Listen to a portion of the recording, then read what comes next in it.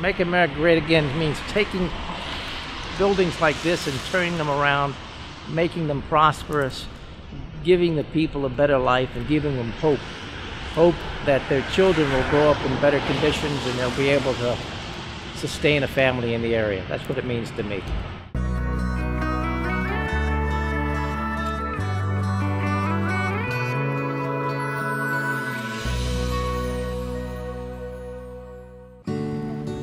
Although most economic indicators show the U.S. economy rebounding nicely from the 2008 recession, not everyone has shared in this recovery. Industrial towns like Wilkes-Barre, where Stephen Urban lives in Pennsylvania, still face high unemployment rates and widespread poverty. When I was growing up, there were good paying jobs here, and those jobs seemed to leave. There's a lack of jobs in the manufacturing area. There's a lack of jobs for people who don't go to college or just have a two-year college degree.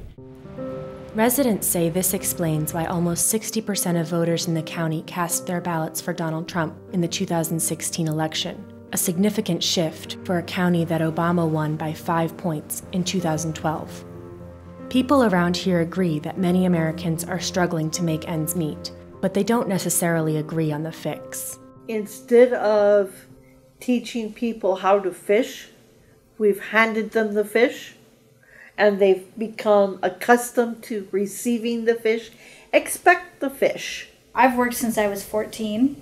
I had 2 jobs in high school, and I had to go learn how to fish early on in life. I, at 14, had to learn how to do that, and it didn't kill me one bit, you know. But the kids nowadays, they think that they're entitled to that, and so they tend to be in more of the liberal mentality, because the liberal tends to be here, here, here, here, and here. Where I come from, a perception and belief that you have to work for what you get. Everything is not handed to you, and the world doesn't owe you nothing. If you're not willing to get off your butt and go do it, then you're not going to have nothing to show for it. Dominic Salazar, a car mechanic in El Paso, Texas, agrees that work is the best way out for people who have fallen on hard times. Gentlemen that just passed us, they're kind of homeless and stuff. I mean, we need to put those guys to work. Honestly, I don't really give them any, between you and me, I don't give them any handouts or anything, because they're gonna go and buy liquor or something. Fellow Texan, small business owner Blanca Gallego has mixed feelings about welfare. For us who work, we're in the middle. We're a middle class, okay? You cannot take any advantage of what the government offers, but you're in the middle. You sometimes you may need it, but you cannot go for it. I believe that it's very effective for the right people. For the right people, not for the people who make a career out of it. Although many Americans worry about the welfare system being abused, in Montgomery, Alabama, Leisha Brooks, outreach director at the Southern Poverty Law Center, has a different take. We have states across the South who are making kind of ridiculous laws around, again, dehumanizing people who live in poverty. You can't buy this, you can only buy that. I mean, it's ridiculous. It really is a dehumanization of people who happen to be poor. Like right now, she's going to college. For that, we get penalized. We lose food stamps because she's in school.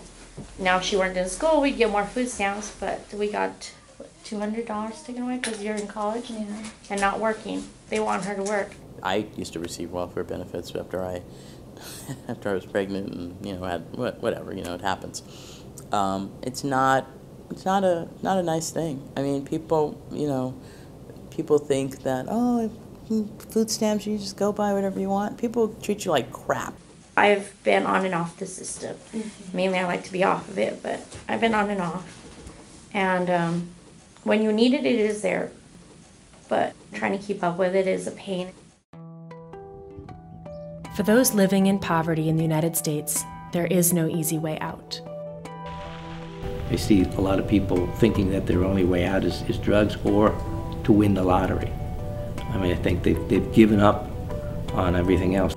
I hope that changes with the Trump administration. But again, it's the requirement to have good paying jobs and maybe bringing good paying jobs back to the area here.